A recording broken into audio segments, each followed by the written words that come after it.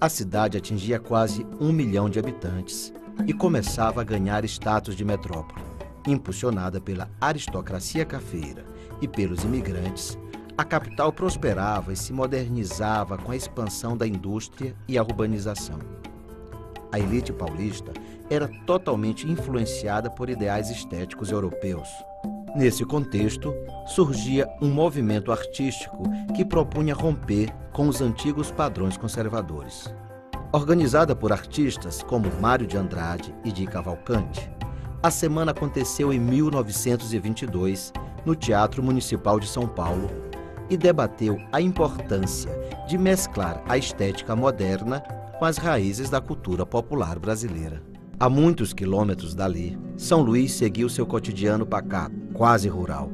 A decadência econômica se refletia no âmbito cultural, e os ecos modernistas não se ouviram na capital maranhense. As inquietações estéticas só viriam a se manifestar na ilha 2 décadas mais tarde, através da iniciativa de um grupo de jovens escritores. A chamada Geração de 45 se reunia na Movelaria Guanabara, de propriedade do artista plástico Pedro Paiva, para cultuar a memória de Gonçalves Dias e discutir novas propostas estéticas. Desses encontros, surgiram publicações de vanguarda, como A Ilha e Saci. O Pedro Paiva Filho, que era pintor, tinha uma movelaria ali na Rua do Sol, próximo do Teatro Arthur Azevedo, e a movelaria dele passou a ser o local onde a gente se reunia para bater papo. Então ficou esse local, a gente se encontrava ali, era um grupo de amigos, escritores, jovens que estavam sonhando aí com a literatura, pintores também, o J. Figueiredo e outros, Reginaldo Teles e o Moraes Filho. E de noite ia para o bar, lá para o Motobar ou para o outro bar lá, que não me lembro o nome do...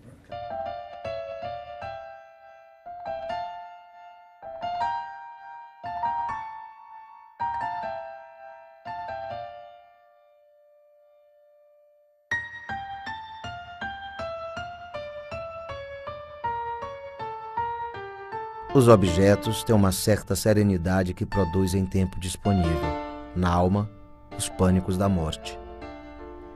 Vejo os diários, metódicos, sólidos e agressivos, por sua íntima certeza de símbolos urgentes, dominando o real absurdo, onde trazem cativos os abstratos homens, ilógicos, impotentes.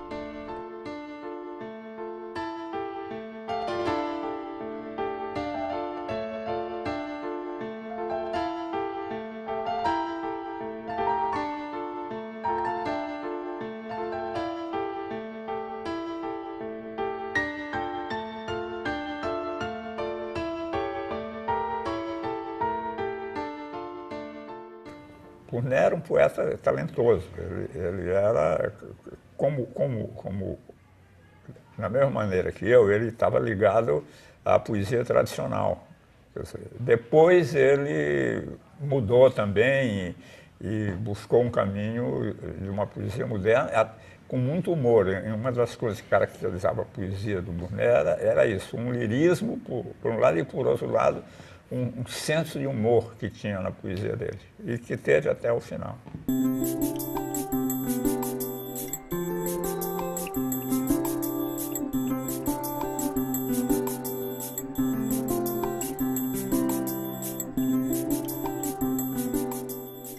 Ele começou a fazer poesia às escondidas, né? E um dia, 2 de nossas irmãs descobriram e começaram a soltar os versos, né? Quando ele está perto. Aí ele ficou revoltado. Mamãe, essas pequenas estão mexendo nas minhas coisas, mexendo em minhas gavetas. Ele só fez a 3ª série ginasial. Talvez esse desvio pelo estudo normal tenha sido provocado, porque quando ele foi para os maristas, os maristas o acharam muito adiantado e puseram em classe mais avançada do que a idade dele devia. Tanto que depois ele teve de ficar esperando para poder ir para o ginásio. Então, teve um impacto, quer dizer, desestimulou.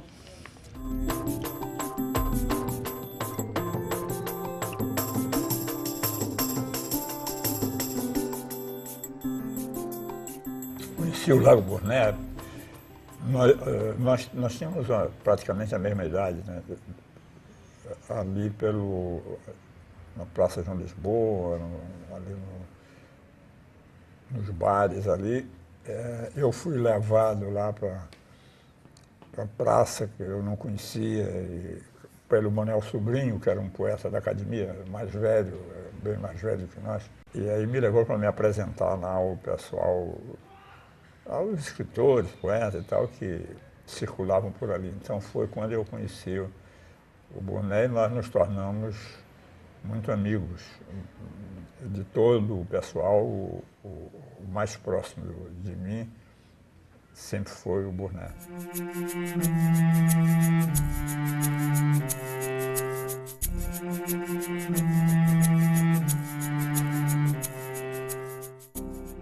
A poesia que nós fazíamos, Burnet e eu, era uma poesia parnasiana, uma poesia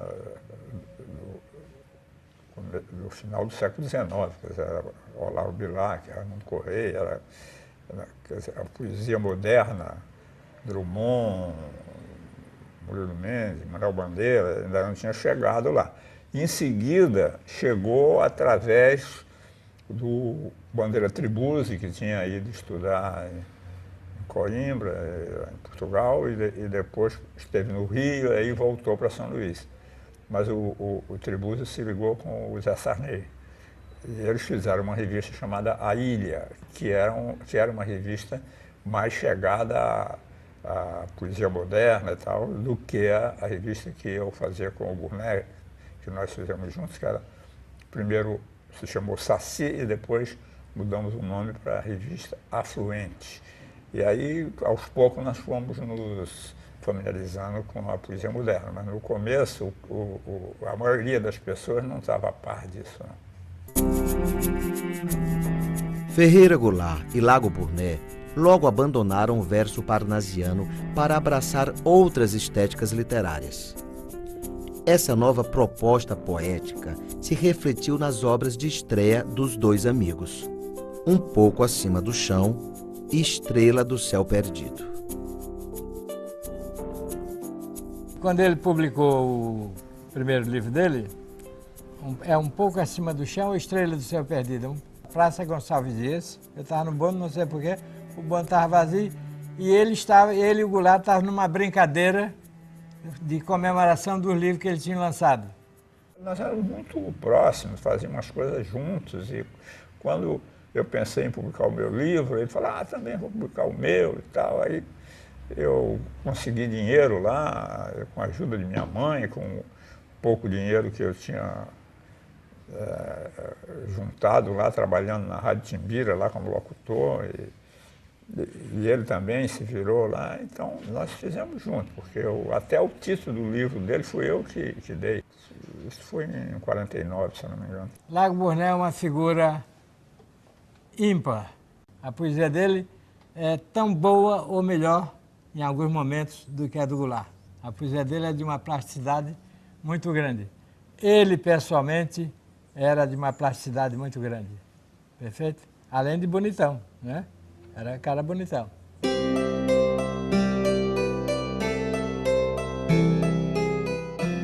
Os espectadores acendem os olhos no escuro e projetam seus focos no corpo da bailarina.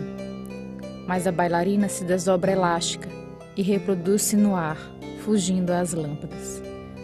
Nenhum caminho conduz à bailarina. A bailarina desdenha do vosso amor. Ela é neutra e fugaz, e existe apenas em função de bailar. Inutilmente amareis a bailarina. A poesia do Burnet é uma poesia de qualidade, quer dizer, sem nenhuma dúvida. Mas o problema é que, seja por que for, ou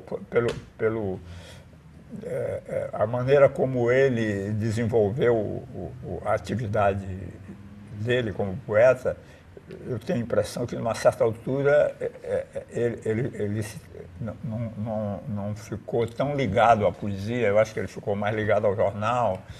E acho que a produção poética dele, de uma certa altura, diminuiu, não tinha a mesma intensidade que tinha quando nós éramos jovens. O problema do Lago Burnet, como o problema de Odilo Costa Filho, como desses outros poetas maranhenses que não ficaram no Maranhão, não é o fato de eles não terem ficado aqui, é o fato de eles serem poetas menores, no bom sentido da palavra. A gente precisa entender o que é um poeta menor, na classificação de T.S. Eliot, e o fato de que eles eram poetas bissextos, quer dizer, eram poetas bons, mas eles não tinham tempo de fazer poesia, de ser lembrados como tais. Você vai lembrar o Lago Burnet jornalista, você vai lembrar o Lago Burnet cronista, e depois você vai lembrar, ele também é excelente poeta.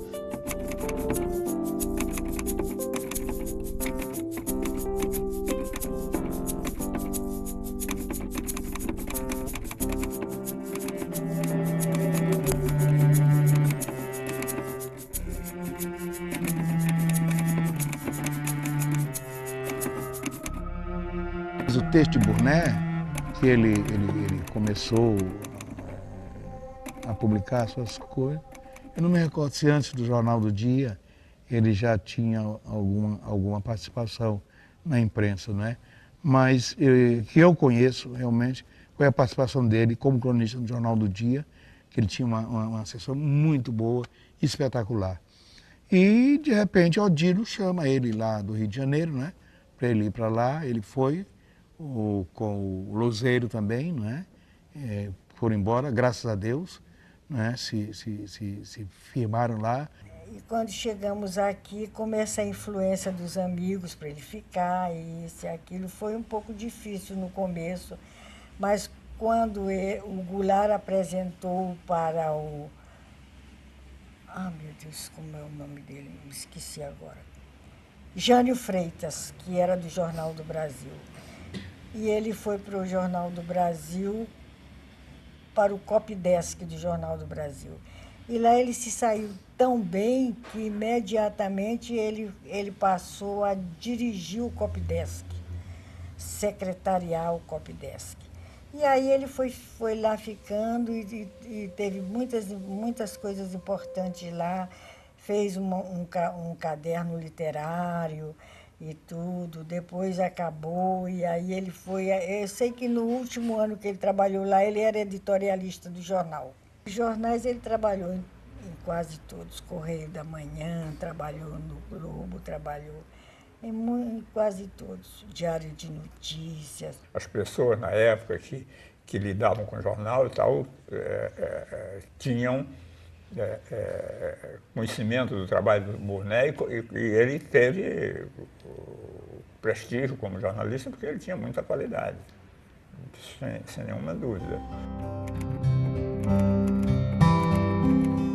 Ao ministro de Perturbações Interiores.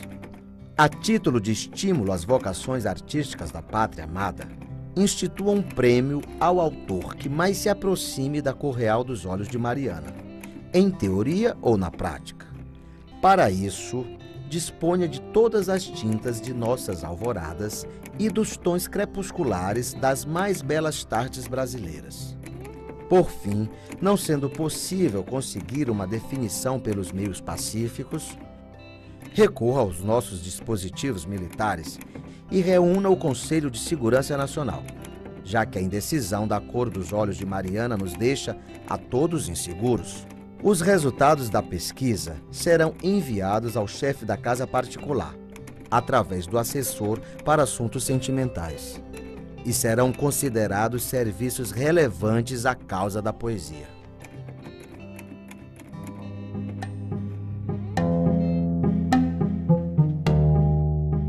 Lago Burnet construiu uma sólida carreira de jornalista no Rio, tornando-se referência com a publicação de livros sobre a redação e normas de jornalismo. Como ensaísta e cronista, lançou ainda De Jornal em Jornal e Um Anônimo na Chuva, entre outros títulos. Ele tinha um talento fantástico como cronista. Raros cronistas no Maranhão realizaram uma obra, não é, do nível que Lago Burné realizou. José Carlos é excelente. Ele tinha um humor. Ele tem sobre o defunto, que ele começa, eu implico, não suporto, porque você pode fazer qualquer piada, ele está ali sério. Aí outros amigos assim, aquele cara que se dizia, um machão, está todo cheio de flor. Então era assim, mas tudo ele aproveitava. Para mim, Lago Burné representa uma história na literatura maranhense. É a história do homem que conhece a língua e sabe usá-la bem. Ele era realmente um excelente artista da palavra.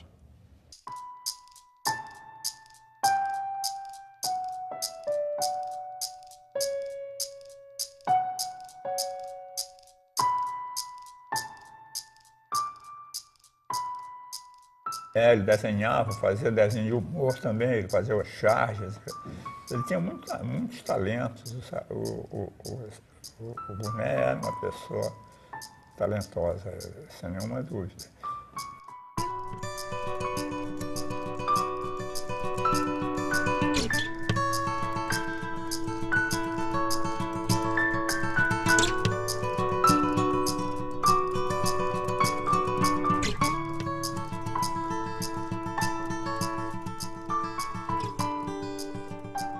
Da velhice ele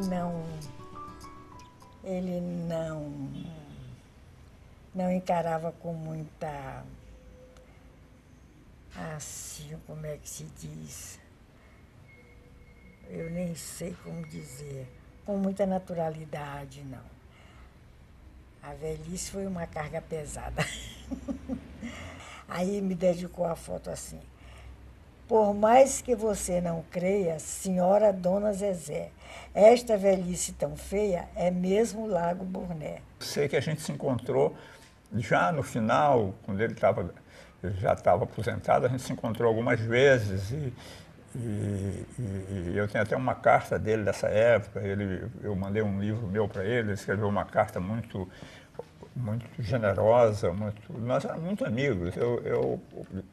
Um dos amigos que eu tive na vida foi o Lago Burné. Nós tínhamos Burné num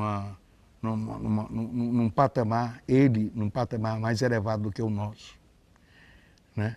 Burné realmente tinha uma opinião, tinha uma visão de vida, um negócio de uma delicadeza e de um